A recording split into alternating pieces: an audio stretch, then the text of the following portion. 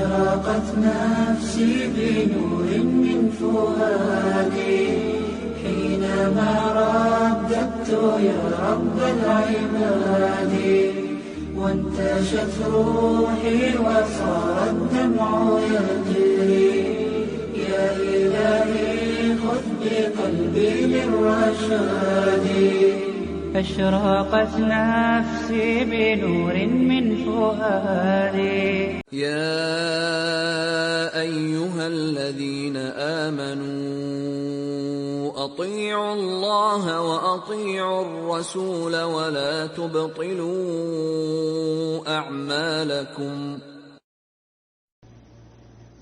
اعوذ باللہ من الشیطان الرجیم بسم اللہ الرحمن الرحیم نحمده ونصلی علی رسولہ الکریم اما بعد رب اشرح لی صدری ویسر لی امری واحلل عقدۃ من لسانی یفقهوا قولی اللهم ربنا الہمنا رشدنا واعذنا من شرور انفسنا اللهم ارنا الحق حقا وارزقنا اتباعه وارنا الباطل باطلا وارزقنا اجتنابه ربنا زدنا علما ربنا زدنا علما ربنا زدنا علما آمین یا رب العالمین۔ انشاءاللہ آج ہم وراثت کا جو ٹاپک چل رہا تھا اس کا کنٹینیوشن کریں گے۔ سورہ نساء آیت نمبر 11 سے 14 تک ان احکامات کا ذکر کیا گیا ہے 4 آیتوں میں، اور ایک آخری کی آیت ہے سورہ نساء کی ایک دم آخری آیت جو ہے وہ بھی اس میں، یعنی کل ٹوٹل 5 آیتیں ہیں۔ 5 آیتوں میں بھی 2 آیتوں میں نہ کرنے کے نقصان عذاب اور ایک آیت میں کرنے کا فائدہ کیا ہے اس کے بارے میں ذکر ہے۔ باقی وراثت کا ایکچولی دیکھا گیا تو اونلی 3 آیتوں میں، سورہ نساء کی اونلی 3 آیتوں میں، اور یہ یاد رہنا آپ لوگوں کو کہ کہاں پر اس کا ذکر کیا گیا، 11 to 14 آیتوں میں اس کا ذکر کیا گیا، ٹھیک ہے۔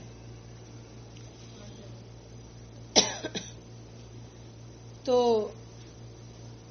وراثت ایکچولی کل ہم نے پڑھا تھا کہ جو وصیت کی جاتی ہے اور وارثوں میں جو تقسیم کیا جاتا ہے اور وصیت کتنے میں کی جاتی ہے، وارث کون کون ہے، ان سب باتوں کے بارے میں پڑھا تھا۔ آگے دیکھیں گے ایکچولی جو انسان جب پیدا ہوتا ہے تو اللہ تعالیٰ جو بھی اس کو نعمتیں دیتے، چاہے وہ مال دولت آپ کا کوئی بھی چیز، تو ان چیزوں سے وہ زندگی گزارنے کا ذریعہ بنتی ہے، وہ چیزیں، سمجھ آئی بات؟ وہ چیزیں انسان کو زندگی گزارنے کا ذریعہ بنتی ہے، جیسے آپ کا گھر ہے، مال ہے، کپڑے ہے، اور آپ کے استعمال کی چیزیں ہیں، آئینک ہے، جو بھی ہے، گولڈ ہے، سب چیزیں آپ کے استعمال کی ہے۔ تو حقیقی وارث کون ہے؟ اللہ تعالیٰ ہے حقیقی، یعنی جب دنیا پوری ختم ہوگی تو پوری دنیا کس کی ہوگی؟ اللہ تعالیٰ ہی کی ہوگی نا۔ تو حقیقی وارث صرف اللہ تعالیٰ ہے۔ تو جب انسان فوت ہو جاتا ہے تو جو چیزیں اللہ تعالیٰ ہم کو دیتے ہیں وہ چیزیں کس کی طرف واپس لوٹتی؟ اللہ تعالیٰ کی طرف، ہے نا۔ جب وہ چیزیں واپس اللہ کی طرف لوٹتی ہے تو اللہ تعالیٰ کی مرضی ہے کہ وہ چیزیں کس کو کس برابر کہاں پر تقسیم کرے۔ تو اسی لیے اللہ تعالیٰ نے وہ لسٹ بھی دے دی اور حقدار بھی بتا دیے کہ کس کو کتنا پہنچنا ہے۔ تو اسی لیے اللہ تعالیٰ نے تقسیمی وراثت کا ایک تاکیدی حکم دیا ہے کہ تمہیں یہ کام کمپلسری کرنا ہے، تم اس میں اپنی منمانی نہیں کر سکتے۔ سورہ نساء آیت نمبر 11 میں اللہ تعالیٰ بتا رہے کہ یوصیکم اللہ، اللہ تعالیٰ تمہیں وصیت کرتا ہے۔ تو یہ ہمیں کتنا حکم دیا گیا وصیت کا؟ 1/3 کا۔ اب یہ اللہ تعالیٰ کی طرف سے وصیت کمپلسری کرنا ہے، جو وصیت کمپلسری ادا کرنا ہے، تو اللہ تعالیٰ کی طرف سے یہ ہمارے لیے وصیت ہے کہ تم جو بھی اللہ تعالیٰ نے کہا اس کے مطابق اس کو تقسیم کرو۔ دوسرا یہ بتایا گیا کہ جو اللہ تعالیٰ نے فیصلہ کیا ہے کہ کس کو کتنا ملنا ہے وہ طے شدہ ہے، اس میں کوئی چینجز نہیں کر سکتے۔ اب بیٹا نافرمان تھا تو اس کو اس میں سے کم کر دو، ہاں وہ بیٹا زیادہ فرما بردار ہے تو اس کو زیادہ دے دو، ایسا ہم کچھ نہیں کر سکتے۔ تو جو بھی حصے دیے گئے وہ سارے اٹل حصے ہیں، اس کو اسی کے مطابق ہمیں کرنا چاہیے جیسا اللہ تعالیٰ نے بتایا ہے۔ تو اس کا سورہ نساء آیت نمبر 7 میں اللہ تعالیٰ ارشاد فرماتے ہیں نصیب مفروضہ، ہر ایک کا طے شدہ حصہ ہے کس کو کتنا ملنا ہے یہ اللہ تعالیٰ نے فکس کر دیا ہے.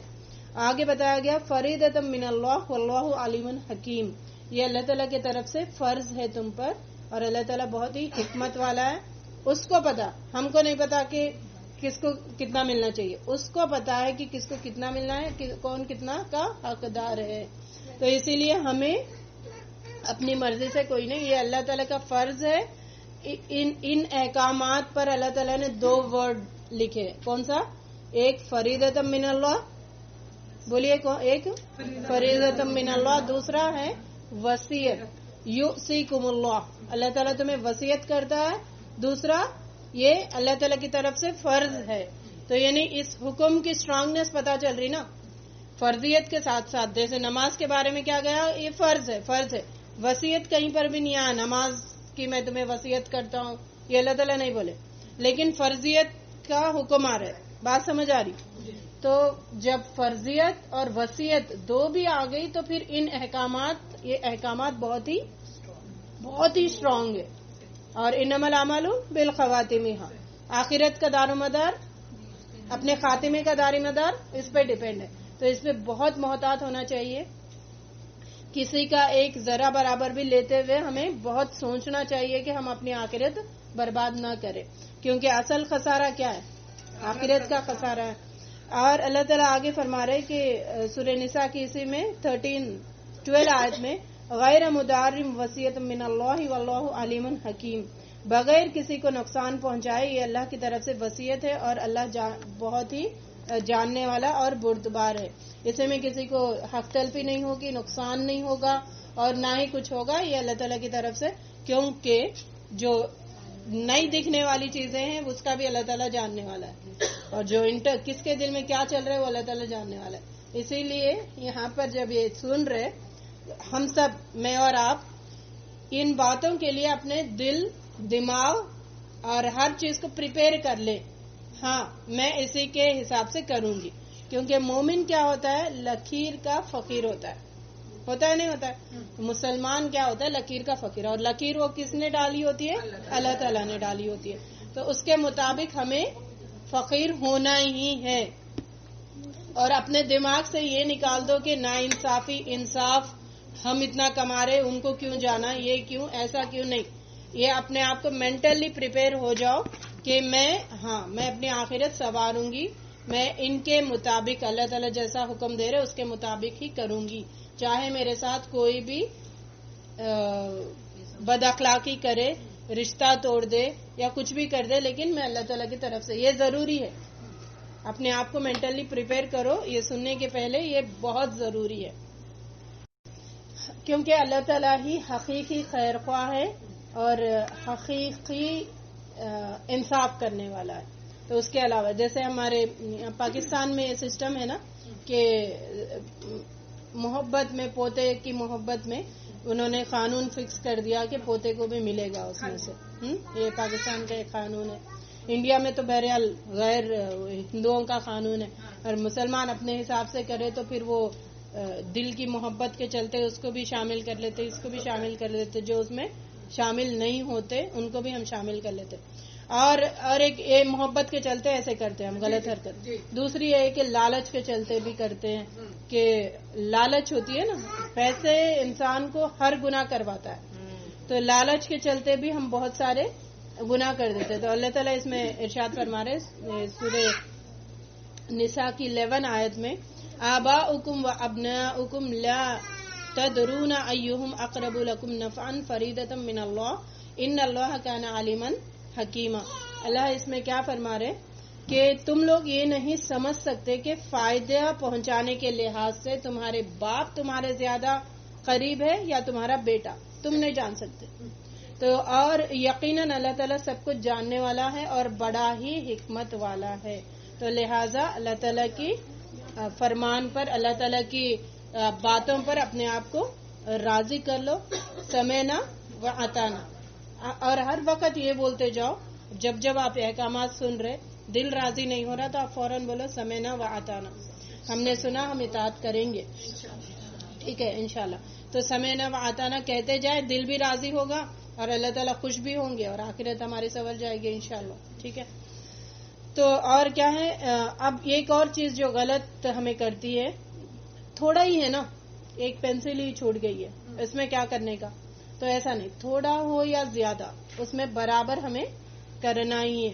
اب میں یہاں پہ جو بتا رہی ہوں کیا ہے، جو غلط حرکتوں سے ہم اس میں ناانصافی کرتے وہ غلط حرکتیں، ایک محبت کے چلتے، ایک لالچ کے چلتے، اور ایک سمجھتے کہ وہ زیادہ فائدہ پہنچائے گا، یہ زیادہ فائدہ پہنچائے گا، اور ایک ہے کہ بالکل کم ہے، کم میں کیا تقسیم کرنے کا، ٹھیک ہے، اتنا ہی ہے، بس اس کو چھوڑ دو، بس اب کیا ہے، والد کا ایک آئینہ کی بچا ہے، باقی تو کچھ نہیں ہے، تو اس میں کیا کرنے کا، بس اس کو اٹھا کے رکھ دو، یہ بھی غلط ہے، کیونکہ اللہ سورہ نساء کی آیت نمبر 8 میں اللہ تعالیٰ ارشاد فرما رہا ہے، 7 میں، للرجال نصیب مما ترک الوالدان والاقربون وللنساء نصیب مما ترک الوالدان والاقربون مما قل منہ او کثر نصیبا مفروضا.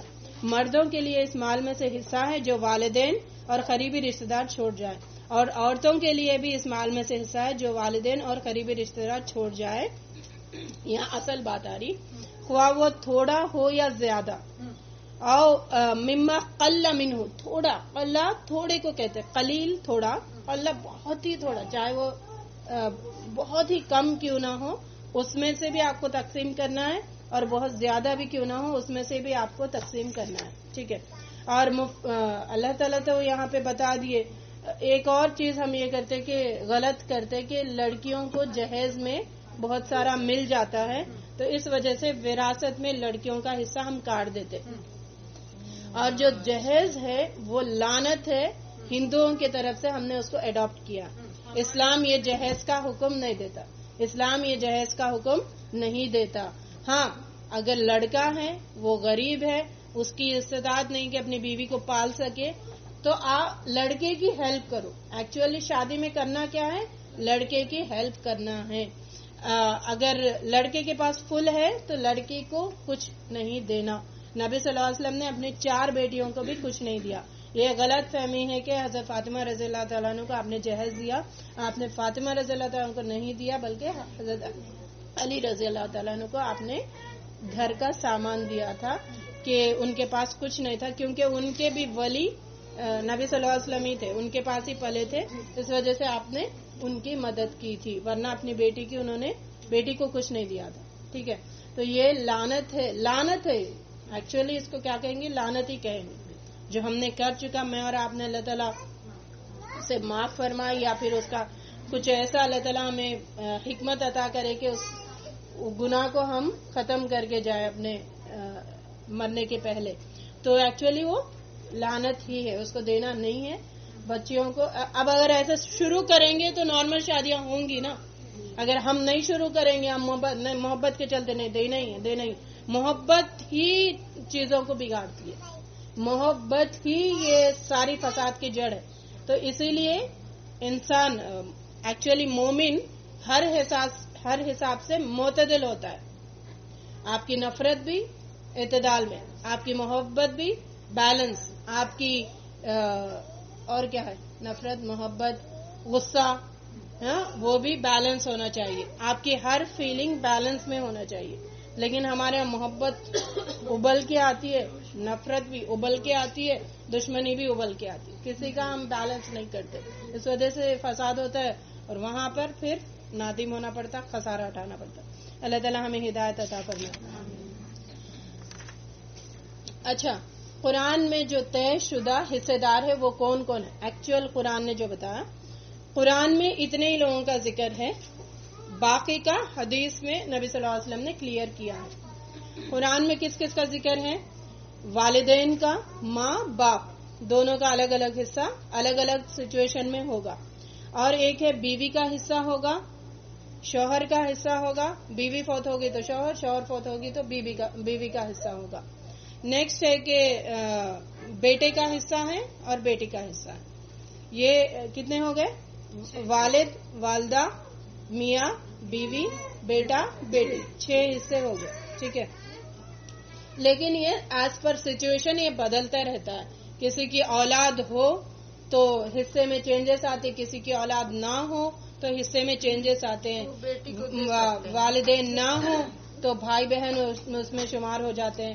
اور کوئی بھی نہ ہو تو پھر اچھا یہاں پہ ہے کہ چاچا بھی آ جاتے حصے میں، کب اگر ماں باپ نہ ہو، اولاد نہ ہو، چاچا بھی، اور نیس جو ہوتے ہیں نا بھانجے بھتیجے، وہ لوگ بھی شمار ہو جاتے ہیں جب یہ رشتے نہ ہو. مین تو یہ ہے. تو اپنے حساب سے، کیونکہ یہاں پر جتنے لوگ ہم ہیں سب کا فیملی الگ ہے، تو اپنے جب یہ سنو جب وہ آپ سن رہے تو اپنے حساب سے فیملی کے وہ رشتے رکھو کہ میرے بعد کون کون حصہ بن سکتا ہے، کون کون حقدار ہے، تو ان کا لسٹ بنا کے رکھ لیں. کیونکہ وصیت کا تو ایسا ہے کہ ایک رات بھی ایسا نہیں گزارنا کہ جب تک آپ اس کا لکھ نہ لو یا کسی کو بتا نہ لو. ٹھیک ہے. اچھا آپ دیکھیں گے کہ ان رشتوں میں کون کون آتا ہے. ایک تو ہے کہ جیسے میں نے کل بتایا تھا نسبی رشتہ ایک ہوتا ہے، جیسے ماں باپ اور اولاد. ایک ہے نکاح کا رشتہ ایک ہوتا ہے، اور ایک ہے کہ ایڈاپٹڈ ولا کا ایک رشتہ ہوتا ہے کہ ایڈاپٹ کرنا یا پھر کسی غلام کو ایڈاپٹ کرنا، کسی بچے کو ایڈاپٹ کرنا، یہ چیزیں ہوتی. اب یہ چار دیکھیے، عینی، اللاتی اور اخیافی اور ذوی الارحام، یہ چار رشتے ہیں. تھوڑا آپ لوگوں کے دماغ سر پہ سے گیا ہوں گے نام، لیکن تھوڑا سنیں کہ عینی کون ہوتے؟ حقیقی ماں باپ، حقیقی جو آپ جن سے پیدا ہوئے، حقیقی باپ اور حقیقی ماں، یہ ہوتی ہیں عینی رشتے، حقیقی ماں باپ. دوسرے ہیں اللاتی. اللاتی وہ ہے کہ جو باپ کی طرف سے ہو، یعنی ددیال والے اس میں آتے ہیں. اور دوسرا ہے کہ اخیافی، یعنی ماں کی طرف سے. اللاتی کون ہے؟ باپ ایک ہے، ماں ڈیفرنٹ ہے. اور اخیافی کون ہے؟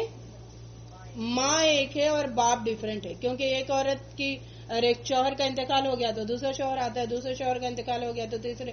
اب وہ جو ایک شوہر سے جو بچے پیدا ہوتے ہیں وہ سارے اخیافی بھائی بہن کہلاتے ہیں، اخیافی رشتہ ہوتا ہے. اللاتی باپ ایک ہے، بیویاں ڈیفرنٹ ہے اور سب سے پیدا ہوئے تو وہ کہلاتے ہیں اللاتی بھائی بہن. ٹھیک ہے. ایک ہے ذوی الارحام. ذوی الارحام کس کو کہتے ہیں؟ کزنس کو کہتے ہیں. جو کزنس ہوتے ہیں اور جو بھانجا بھتیجا جو ہوتا ہے، بھانجی بھتیجی یہ بھی ہوتا ہے، اور جو خالہ پھوپھو یہ جو ہوتے ہیں، یہ سارے فرسٹ کزنس جو ہوتے ہیں وہ سارے ذوی الارحام کہتے ہیں. ان کو کیا کہتے ہیں؟ ذوی الارحام. بہرحال یہاں پہ ایک لسٹ آ گیا نا آپ لوگوں کے سامنے کہ کون کون حقدار بن سکتا ہے. یہاں پر ہم لسٹ لے رہے جو غلط چیزیں ہوتی ان چیزوں کی. اچھا بہت سارے لوگ یہ یہاں پر بتائے اس کتاب میں کہ قرآن سے بھی لڑکیوں کا نکاح کر دیتے تاکہ ان کو وہ اس میں سے حصہ نہ ملے. قرآن سے شادی کروا دیتے ہیں. اللہ تعالیٰ محفوظ فرمائے ایسی جہالت کی چیزوں سے.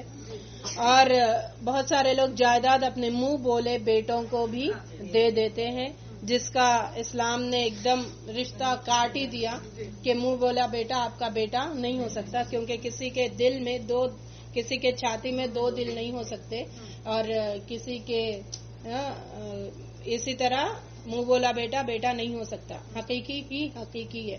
آپ اس کو اپنا پورا پراپرٹی اس کو دے دینا یہ اسلام کے خلاف ہے اور انصاف کے خلاف ہے. اس کو بنا کے باقی جو حقدار ہیں ان کو اس کے مال سے محروم کر دینا ہوتا ہے.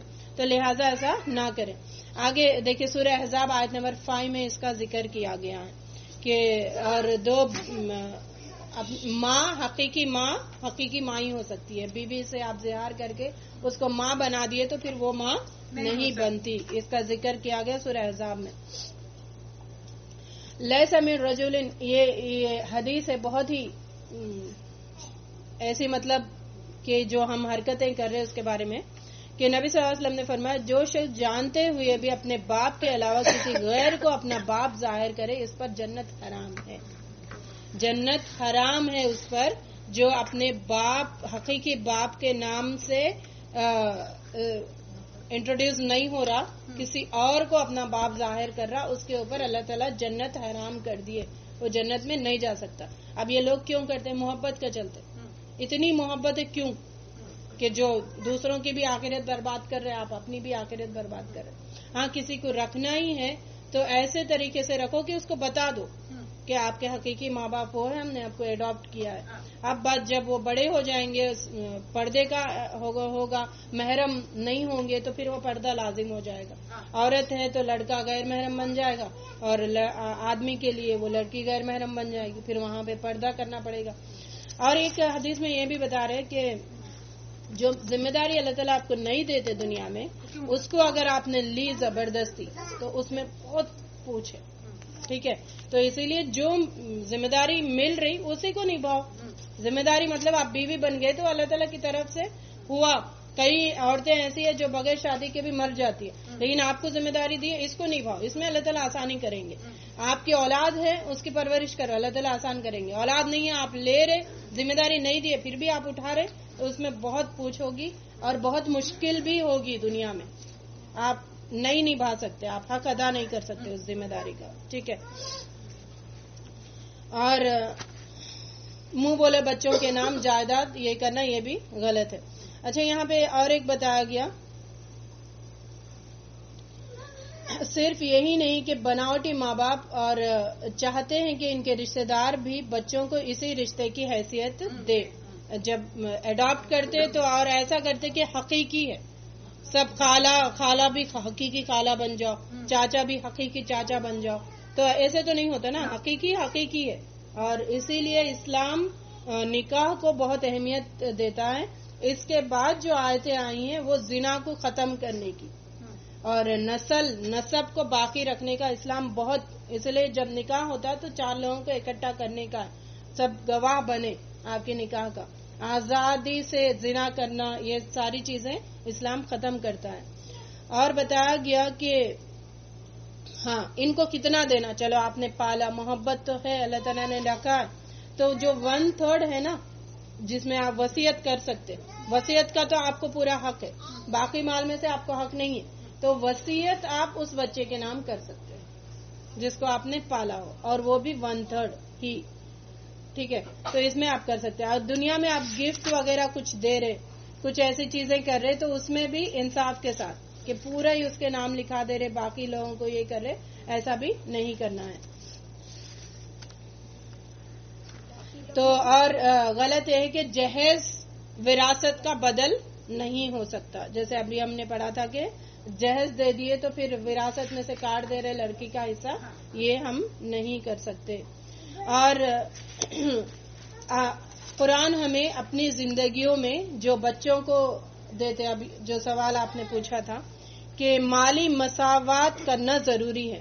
اگر دنیا میں آپ زندہ ہے، اب میں اپنے بچوں کو کچھ دینا چاہ رہی ہوں تو لڑکی کو بھی اتنا ہی ملے گا جتنا لڑکے کو ملتا ہے.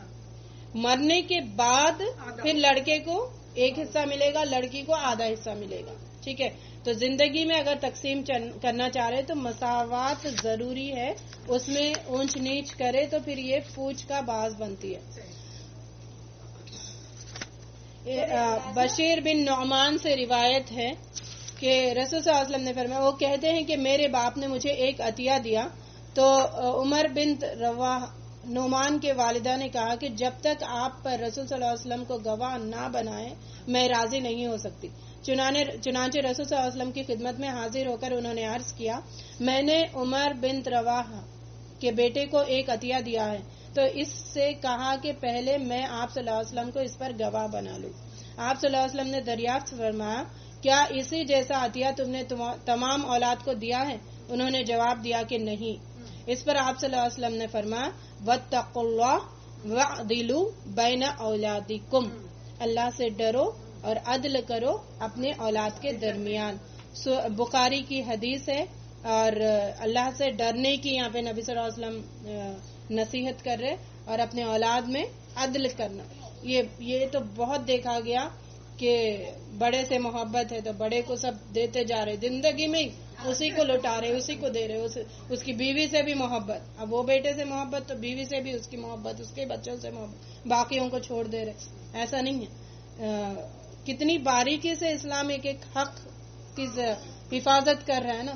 ہم ہیں کہ اتنے بدبخت کے سارے حقوق کو ہم کاٹ کے بیٹھے. اللہ تعالیٰ ہمیں ہدایت عطا فرمائے. ایک اور 2587 بخاری کی حدیث ہے. دوسری روایت میں رسول صلی اللہ علیہ وسلم نے فرمایا فلا تشہدنی اذن فانی لا اشہد علی جور، پھر مجھے گواہ نہ بناؤ اس لیے کہ میں ظلم پر گواہ نہیں بنتا. وہ لے کے آئے تھے نا کہ ایک کو دینے کے لیے، تو نبی صلی اللہ علیہ وسلم بولے کہ مجھے گواہ مت بناؤ کیونکہ میں ظلم کے اس میں گواہ نہیں بنوں گا. ٹھیک ہے. اور ایک ہم غلطی کرتے ہیں کہ اندازن تقسیم کرتے ہیں، اپنے اندازے سے، اپنے دماغ سے سوچ کے ہم اندازن تقسیم کرتے. فار سپوز جیسے ایک کے پاس ایک آدمی نے پلاٹ، فلیٹ، پیسہ 3 چھوڑ کے گیا. اب 3 لڑکے ہیں ان کے، تو اب بول دیتے کہ پلاٹ اس کے نام، فلیٹ اس کے نام، پیسہ اس کے نام. نہیں، اگر پلاٹ کی ویلیو پیسے سے زیادہ ہے تو پھر ناانصافی ہو گئی، اور فلیٹ کی ویلیو ان دونوں سے کم ہے تو ناانصافی ہو جاتی. تو اس کا بھی برابر کرنا ہے. کس کا کتنا، اس کا 10 لاکھ ہے تو اس کا بھی 10 لاکھ ہونا چاہیے، اس کا بھی 10 لاکھ ہونا چاہیے. تو ویسے تقسیم کرنا ہے، اندازن ہمیں تقسیم نہیں کرنا. اسلام ہمیں اس کی اجازت نہیں دیتی. اور جیسے ہم نے پڑھا تھا کہ اقل منہ یا کثر، ان تھوڑا ہو یا زیادہ، تھوڑی چیز بھی ہمیں تقسیم کرنا ہے اور زیادہ چیز بھی ہمیں تقسیم کرنا ہے. اچھا، بوڑھے لا ولد کی جائیداد اپنے نام کر لینا. ایسا بھی ہوتا کہ کوئی بوڑھا آدمی ہے، اس کی اولاد نہیں، جیسے کلالہ ہے. کلالہ کس کو کہتے ہیں؟ جس کے ماں باپ بھی نہیں ہے، جس کی اولاد بھی نہیں ہے. اب کوئی ایسا اٹھ کے آتا کہ اس کو زبردستی کر کے یا مار توڑ کے پھر ساری جائیداد اپنے نام کروانا، ول لکھانا. ایکچولی ول لکھانا اسلام نہیں ہے. ول تو وہ اللہ تعالیٰ نے بتا دیا، وصیت ہے. وصیت کو بھی ایکچولی ول ہی کہتے ہیں نا، تو ول ہی کہتے ہیں. تو وہ ول اونلی 1/3 میں، باقی کا اللہ تعالیٰ نے بتا دیا. وہ وارثوں کے حق میں نہیں جائے گا، آپ اپنی مرضی سے کرنا ہے. اور ایک اور غلطی ہم کرتے کہ جائیداد ہم وقف کرتے کہ جیسے سعد بن ابی وقاص رضی اللہ تعالیٰ عنہ کی جب ان کی بیماری شدت کو پہنچ رہی، نبی کریم صلی اللہ علیہ وسلم ملاقات کرنے آئے تو آپ نے کہا کہ میرے پاس بہت پیسہ ہے، میں چاہتا ہوں کہ میں اپنا مال دین کے راستے میں لگا دوں. تو کتنا میں لگا سکتا ہوں؟ میری ایک ہی بیٹی ہے. تو انہوں نے کہا کیا میں آدھا دوں، یعنی 75% دوں؟ تو نبی صلی اللہ علیہ وسلم نے منع کیا. کیا میں آدھا دے سکتا ہوں؟ تو پھر منع کیا. تو میں کیا 1/3 دے سکتا ہوں؟ تو نبی صلی اللہ علیہ وسلم نے کہا کہ 1/3 تک رکو، وہ بھی زیادہ ہے. لیکن اگر دینا ہی ہے تو 1/3 میں رکھو، کیونکہ آپ یہ مت چاہو کہ آپ کے بعد آپ کی اولاد یا آپ کے وارث مانگتے پھرے لوگوں کو. ٹھیک ہے، 1/3 ہی دے، باقی جو حقدار ہیں ان کو ادا کر دینا ہے. اور یہ بھی یہ بہت فیمس ہے یہ چیز جو غلط حرکت ہو رہی ہے کہ اولاد زبردستی والدین کا زندہ رہے وقت ہی اپنا حصہ وصول کرنے کی، جبرن وصول کرنے کی جو کوشش کی جاتی ہے، یہ بھی اسلام نے منع کیا ہے. ہاں، والدین اگر زندگی میں دے سب کو برابر تقسیم کر کے ایکسیپٹیبل ہے. نہیں، کوئی لڑکا جا رہا ہے، وہ نہیں کما رہے تو اب والدین کو زبردستی کر رہا ہے، بعد میں تو ملنا ہی ہے، اب مجھے دے دو، وہ ناانصافی ہوگی دوسروں کے ساتھ. تو زبردستی کوئی نہیں کر سکتا. کتنے پیارا دین ہے، دیکھیں کتنا باریکی سے سمجھا رہا ہے. اگر ایسے چیزوں میں کریں گے تو قتل غارتگری ہوگی، دھوکہ ہوگا، اور یا پھر نفرتیں وغیرہ پلیں گی، کچھ نہیں ہوگا نا انشاءاللہ. لیکن صحیح علم ہونا ضروری ہے. ہمیں زندگی میں بھی برابر کرنا ہے، چاہے ایک اچھا دوسرے بچوں نے کہا کہ ہمارے پاس ہے الحمدللہ، آپ اس کو دے دو کہ یہ غریب ہے، اس کو یہ اپنا حصہ ان کو دے دیے. تو لیکن وہ دینا بھی کیسے؟ لڑکے سب اپنا اپنا حصہ لے، پھر اپنا حصہ اس کو دے. سمجھ آ رہی بات؟ یا پھر وہ لوگ بولے کہ چلو ہم اپنا حصہ معاف کر رہے آپ اس کو دے دے، راضی ہو کر، تو پھر وہ دیا جا سکتا ہے. ایسے ہم یہ نہیں کر سکتے. ایک اور چیز لوگ غلط یہ کرتے کہ وصیت جو ماں باپ کر کے جاتے اس کو ماننا ہے، ایسا نہیں. ماں باپ اگر قرآن کے حساب سے وصیت نہیں کرے، ان کی وصیت رد ہے، ان کی وصیت قابل قبول نہیں ہے، وہ وصیت پھاڑ دی جائے گی. 1/3 میں سے جو بولے وہ مانی جائے گی, اس میں سے ذرا بھی چینج نہیں ہوگا. 66 میں اگر ماں باپ کچھ انٹرفیئر ہونے کی کوشش کرے وہ کراس ڈیلیٹ. اپنے آپ کو سیلفش بناؤ. کس چیز میں؟ جنت حاصل کرنے میں. سیلفش جب ہم بنیں گے تو اللہ تعالیٰ کے احکامات پر عمل کرنا ہمارے لیے آسان ہوگا. سیلفش نہیں بنیں گے, محبتوں میں نفرتوں میں اضافہ کریں گے تو پھر ناحق ہوگا, حق تلفی ہوگی, رشتہ داروں کو کاٹیں گے, سب ہوگا. تو اس لیے محبت بیلنس میں رکھو. کسی سے بھی, شوہر سے بھی اتنی محبت نہیں, اتنی کرو جتنی اللہ تعالیٰ بتا رہے. بچوں سے بھی اتنی کرو جتنا اللہ تعالیٰ بتا رہے. اور اللہ تعالیٰ کسی بھی رشتے میں محبت نفرت کو ایکسٹریم کہیں پر بھی نہیں دے رہے. کہیں پر بھی ایسی تعلیمات نہیں ہے کہ ایکسٹریم محبت کی. سمجھ آ رہی؟ تو اسلام بیلنس ہی دے رہے. وہ ہم ہیں کہ جو ابلاتے, کیونکہ دودھ کو ابالنا پسند ہے ہمیں, تو محبتیں بھی ابال رہے نہیں. چلے آگے دیکھیے. ہاں, ایک اور جیسے وصیت دینے کے بارے میں کیا کرے کہ حجۃ الوداع میں بھی نبی کریم صلی اللہ علیہ وسلم نے حجۃ الوداع کے موقع پر آپ نے فرمایا اللہ عز و جل ہر صاحب حق کا حق مقرر کر دیا ہے, لہذا اب وارثوں کے حق میں وصیت جائز نہیں ہے. اور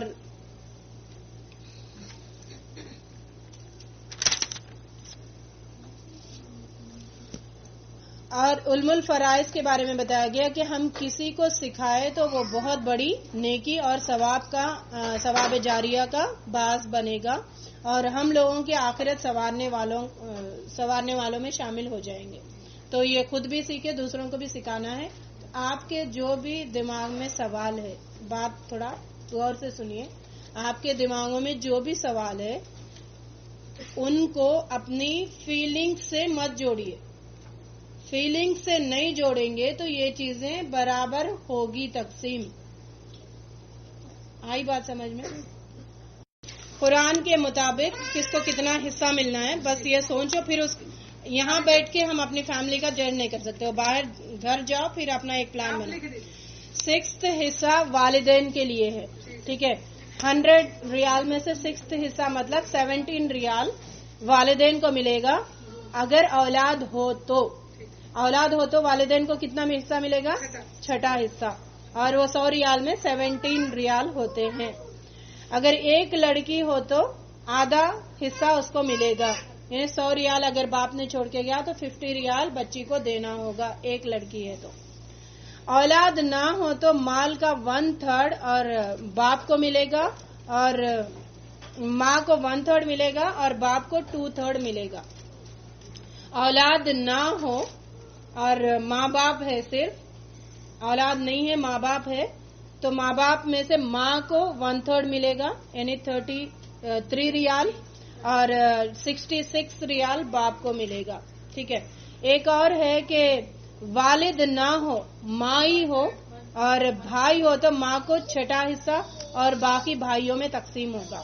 یعنی والد نہیں ہے, والد کا انتقال ہو گیا, ماں ہے صرف, اور اس کے بعد بھائی بہن ہے, تو ماں کو کتنا حصہ ملے گا؟ 6 حصہ ملے گا, اور باقی بھائی بہنوں میں 17 ریال میں سے ان کو تقسیم کیا جائے گا. سمجھ آئے؟